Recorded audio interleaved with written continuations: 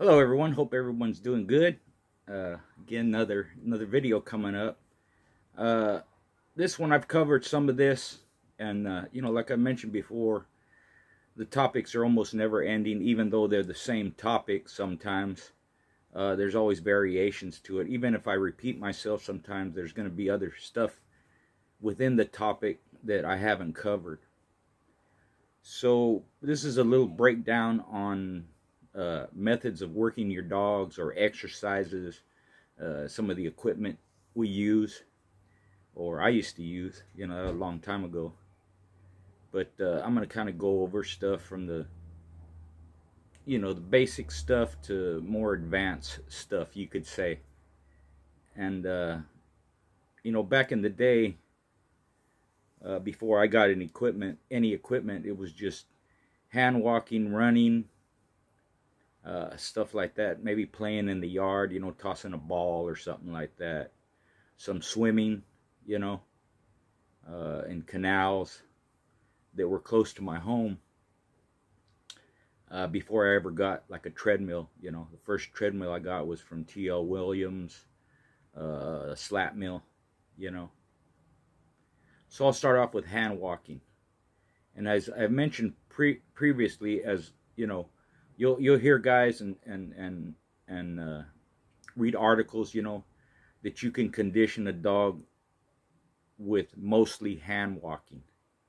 Now, and my statement was, hand walking doesn't do a lot for conditioning a dog, the actual conditioning part. And the reason for that is it's hard unless the dog just pulls a lot, or pulls most of the time, or you have a long lead where they have some freedom to run around.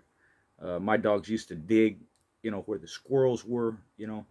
If depending on if you don't have an area to do all that, or have that option, or have that type of dog, the hand walking doesn't do a lot for conditioning, right? But if you do have a dog like that, and this is something I've mentioned before, I'll do it again, that pulls, that's a hard worker, that just gets out there and has that, if you want to call it prey drive, or work ethic, then that's good. But I suggest you teach them, or have them do that with a harness. Because if they pull hard, anyone who knows, when they're walking their dog like that and they're pulling, the collar chokes them. They don't have the freedom to breathe. And some people see that as a benefit, like it teaches them under stress how to breathe, but that's not good. That would be like working out with heavy weights all the time, and just pushing yourself, stressing yourself and straining yourself. You're apt to do more damage than good doing that. So it's the same thing with dogs. They'll pull, and some will back off, and they'll walk and pull like that, differentiate their method of doing that. But some dogs are just insane for work that way. And it does block their air passageway, and it hinders their breathing, which hinders the work. It chokes them off. A simple remedy is just put them on a harness. Even if it's just a regular harness, you'll get a good workout. Same type of work from the dog. Same build strength and endurance and like that. And he has the freedom to breathe nice and smooth, or however he's breathing. That being said, hand walking is almost imperative when it comes to our breed. Whether you use it as a warm-up, like I did, warm up and empty out, or whether you like to go out for long distances,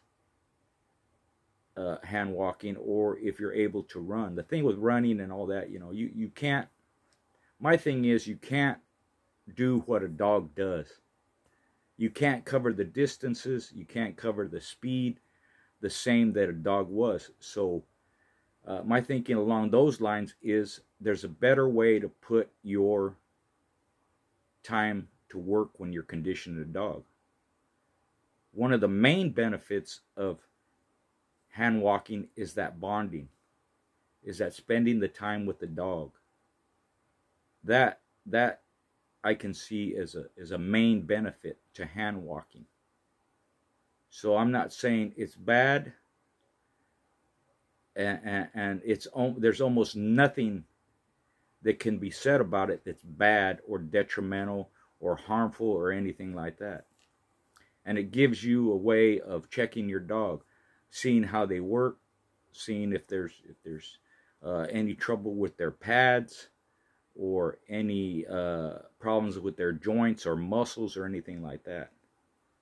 Plus, when you're walking them out, emptying them out, you can watch, when they urinate, look at that, look at the stool, see how their attitude is, So there's a lot of benefits to it.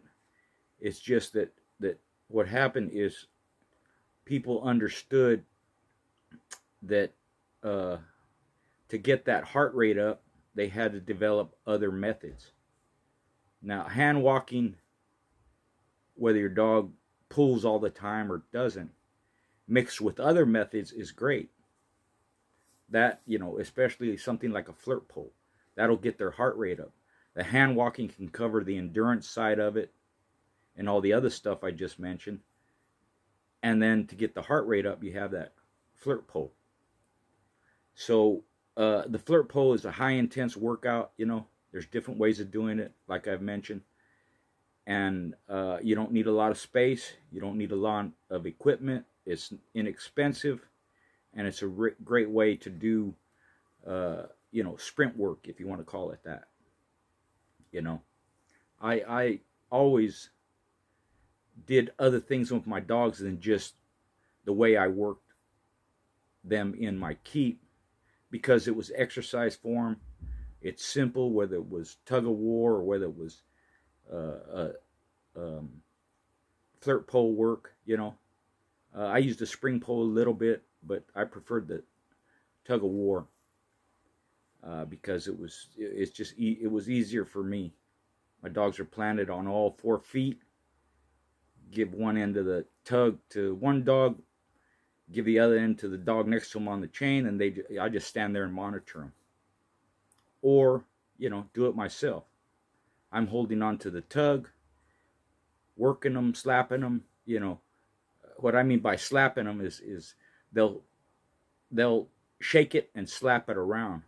And it kind of gives them that feeling of something touching them while they're doing that work. And I would do things like kick at their front feet, or have a little stick, in one hand while I'm holding the tug in the other hand and touching their front feet.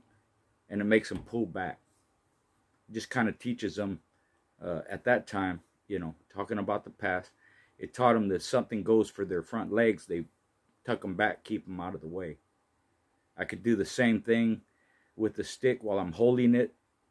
Dog kind of to the side, hold it stiff, and I hit them on their stifle. And it'll teach them to move this way or move that way, avoid getting touched in their stifle. So that's what I really liked about with what I call tug of war. Spring pole, you can get different workouts with it. Some people frown about having the dog 4 feet off the ground. But I have some old videos somewhere that I had a couple of friends make, and it shows you exactly how a dog who's been taught and learned how to work with 4 feet off the ground on a spring pole should do it. You can't elevate them too high. Their feet don't have to be that high off the ground. They don't have to be 10 feet off the ground.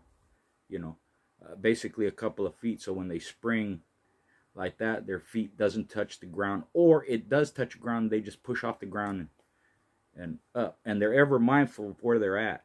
So when it does slip out, or they do pull a chunk of whatever off, they're cognizant of that, and they've learned to catch their balance when they hit the ground.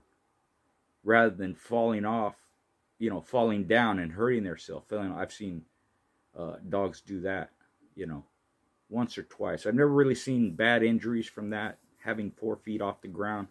But again, if it's not done properly, you can cause an injury, just like anything else, you know.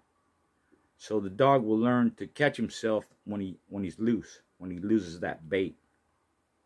You just don't have him too high.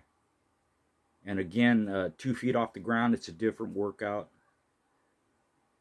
You know, 4 feet on the ground is a different workout with the spring pole, you know. So you just have to practice different methods. Some people use an actual spring. Some, now they use a bungee cord, you know. If there's a way you can hook up a bungee cord to a wall or a platform or something like that, they'll be straight 4 feet on the ground, and they'll have that bait and they can pull it.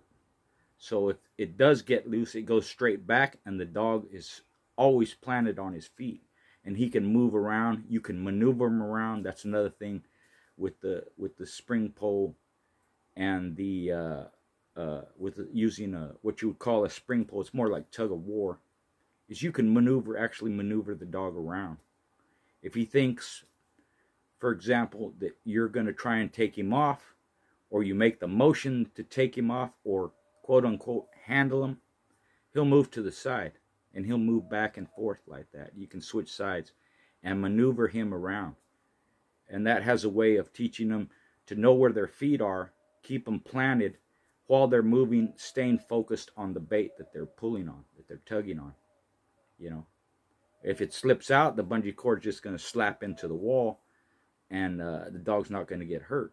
He might chase it, you know, and depending on how you have the hookup, just like a spring pole, you got to be careful that they're not able to grab whatever the bait is hooked to.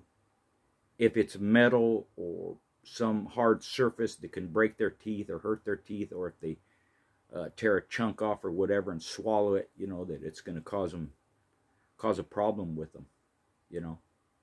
That's the thing with the spring pole. You want the metal piece out of range, where if they jump up high enough, they still can't grab that metal spring or whatever it is you're using.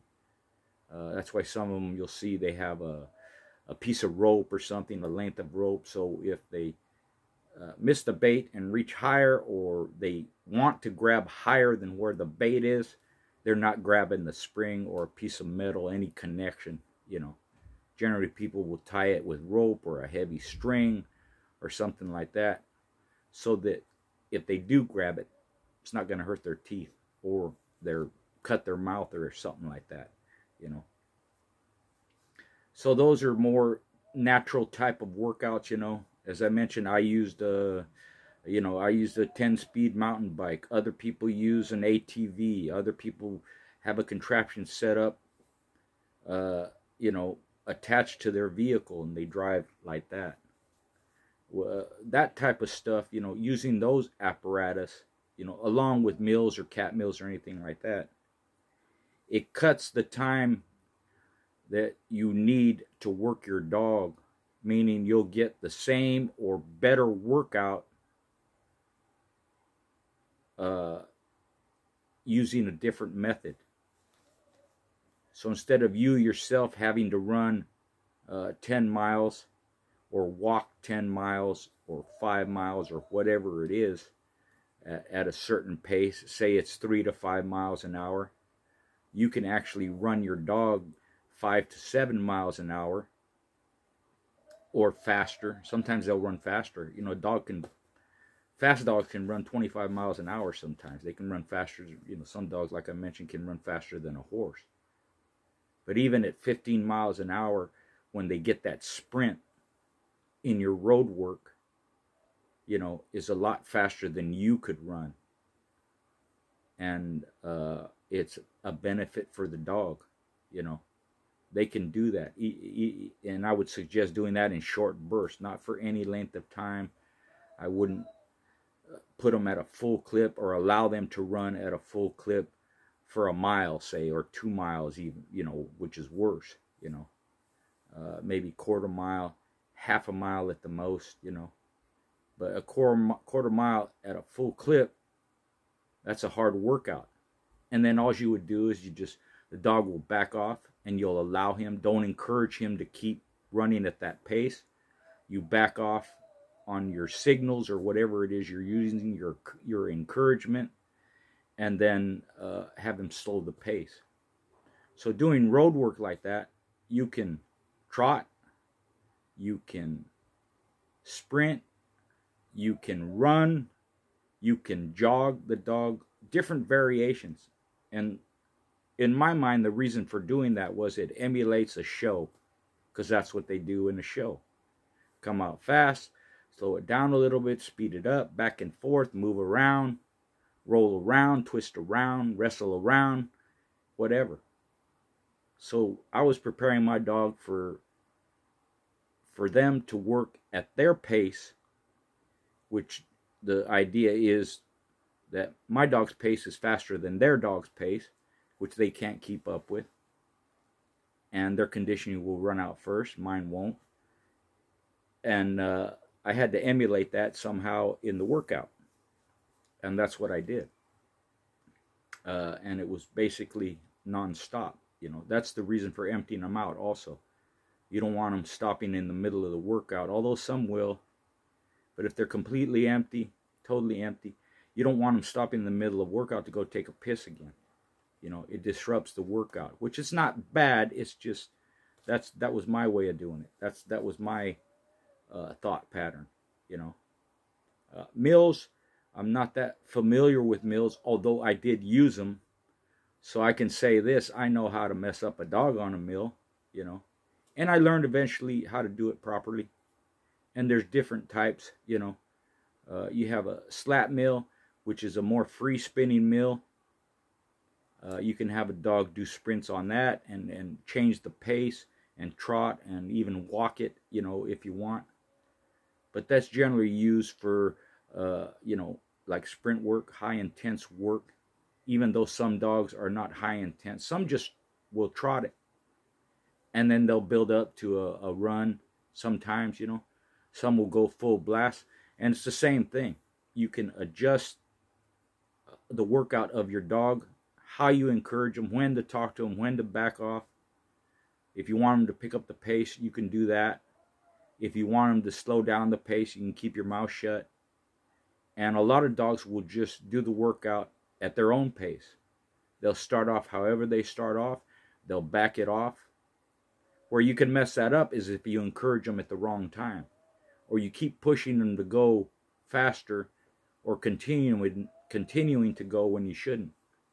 That's where it matters to pay attention to your dog. How's he breathing? How's his heart rate? You can actually, when they're working, you're standing on the side of them, you can see their heart pumping on the side. You can see their breathing, and you can actually see, you know, especially when they get down in weight, you can see the blood flowing through their veins, you know, the large veins on the, or their muscles, put it like that, or the veins on their legs, you know. You can actually see a little movement, and that tells you, kind of tells you how their heart rate is, because as their heart is pumping, it's pumping more blood at a faster rate throughout their body.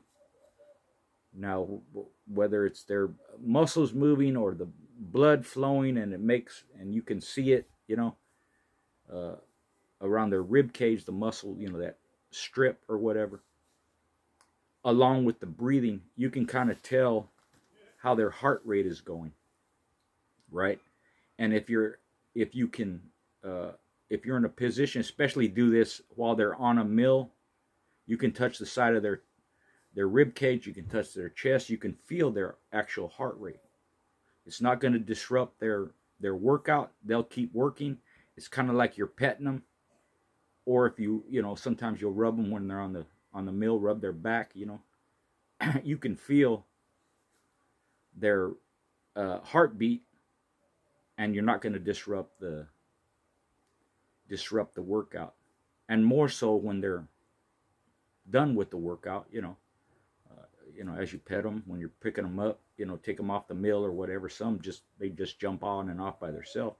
But if you lift your dog off the mill, you know, just like you lift them up, or you want to hold them or whatever, that gives you an opportunity to feel how fast their heart is beating.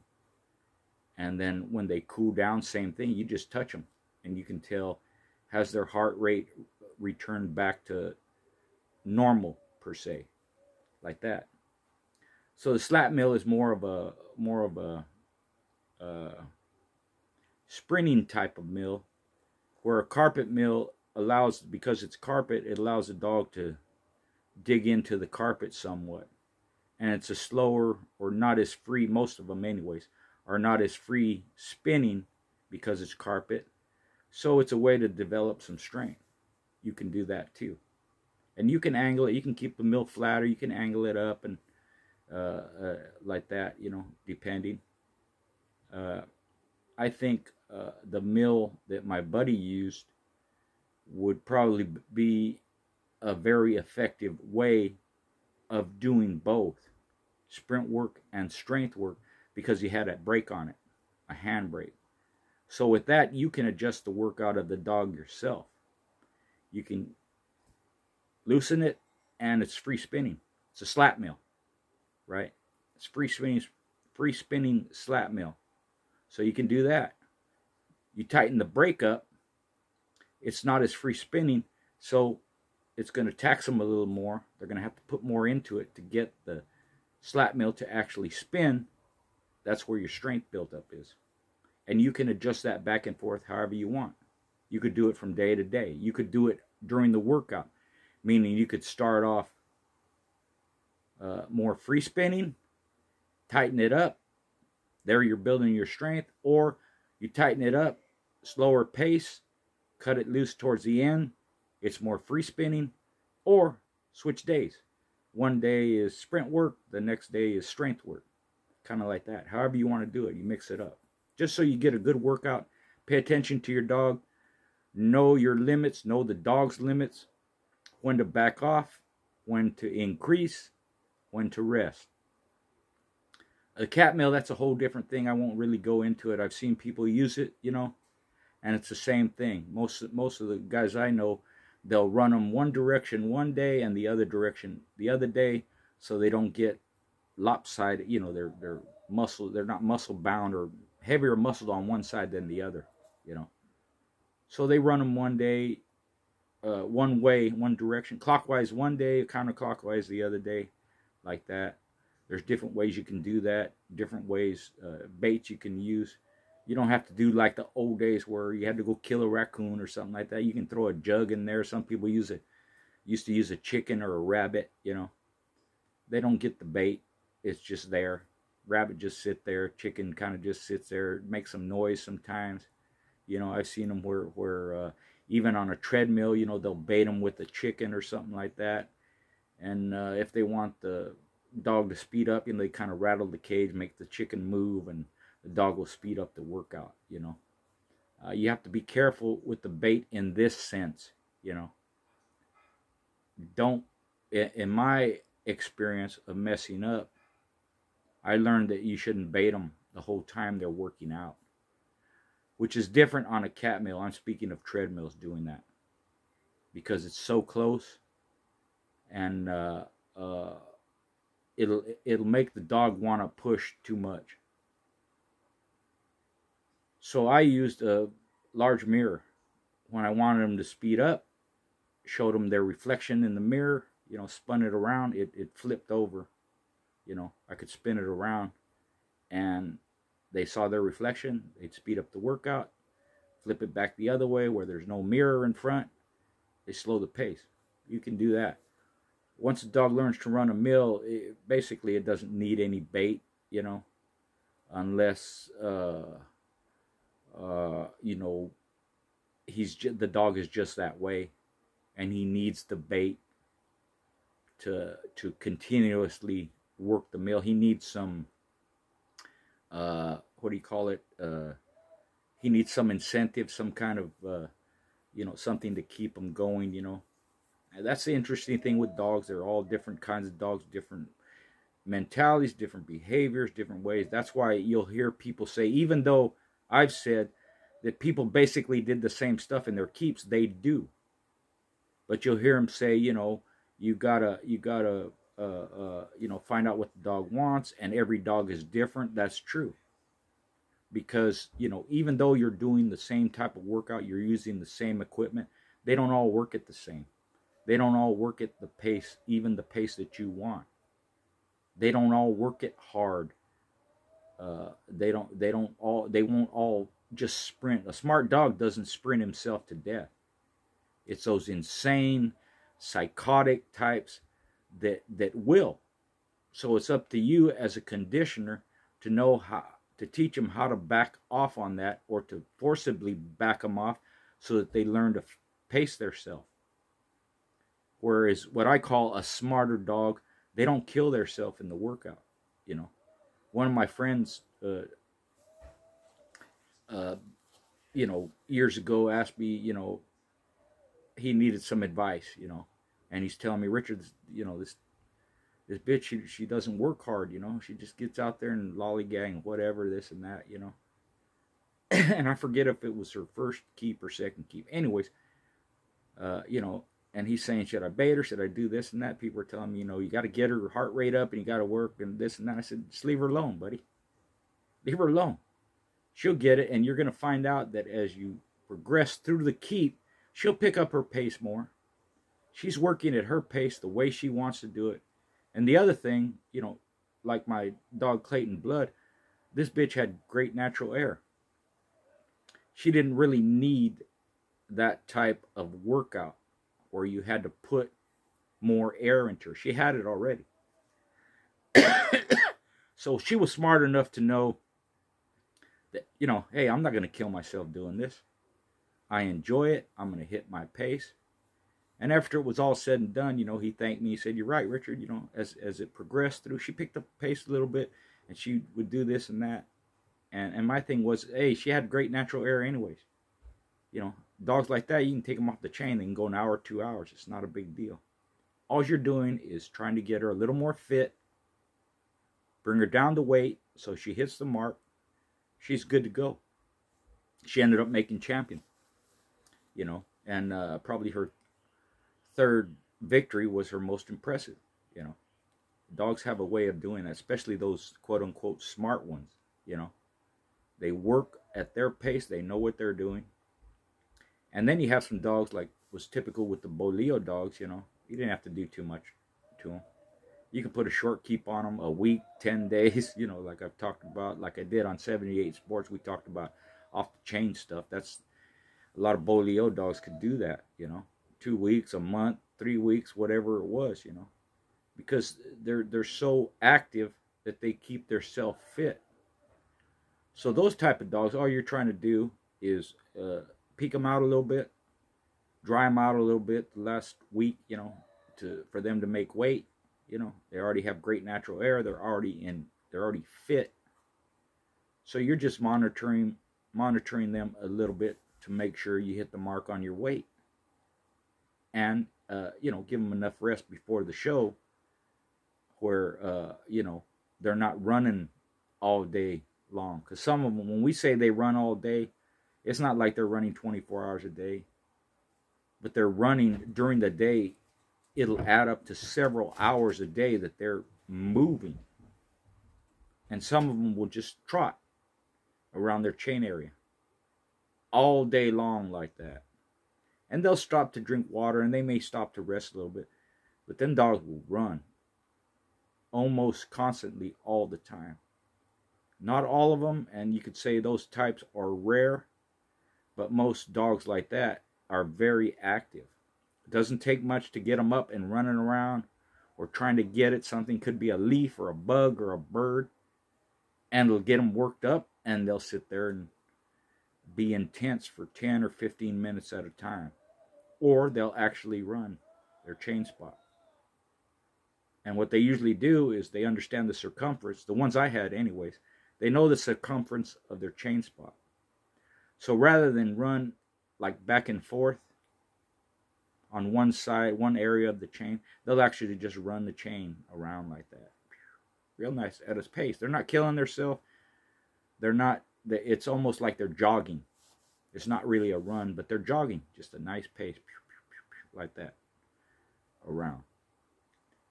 And that's what I mean about dogs with natural air. And some dogs with natural air, they seem kind of lazy. That's the way Clayton Blood was. He didn't get worked up over stuff unless he had a reason to. Most of the time he was laying out, while the other dogs were jumping around, hooping and hollering. You know, something sparked them up, or you walk a dog by him, or this or that. You know, if you walked a dog by Clayton Blood, yeah, he'd fire up and want to get at it. But if you didn't, just everyday stuff, he would mostly just lay around, and he had the best air of any dog I ever seen.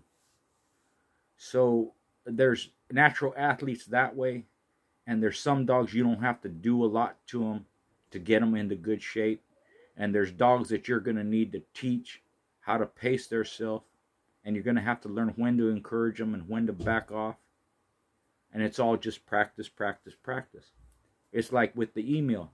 You know, a lot of people incorporated the email. And a lot of this equipment, it was due to not just a time constraint they had. You know, people had to work and all that stuff. But it was the area that they lived in. They didn't live like I did out in the country where you could go, or they'd have to drive a half hour before they could go out in the country and hand walk or road work or whatever they're doing, chasing squirrels or whatever, or more, an hour sometimes. If you live in the city, you know what I'm talking about. So these other methods, these other apparatus were developed so they could condition their dogs, you know, in an area where their space was confined, where you didn't have a big yard. You just have a garage and a small yard, treadmill.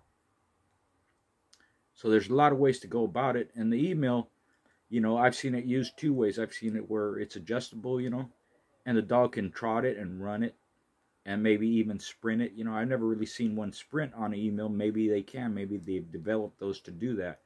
But it was mostly for endurance, hand walking, or after a workout to walk them out and cool them off. Or they could jog it, you know, like that at a good pace. Say 5 miles an hour, 7 miles an hour, you know. Something like that. A little bit of a run, you know. So, you know, some of this stuff is going to be, you know, dog guys, the great thing about them is they're always trying to develop different ways, or quote unquote better ways to condition their dog. That's part of the beauty of conditioning. Take what you have. First is the type of dog you have.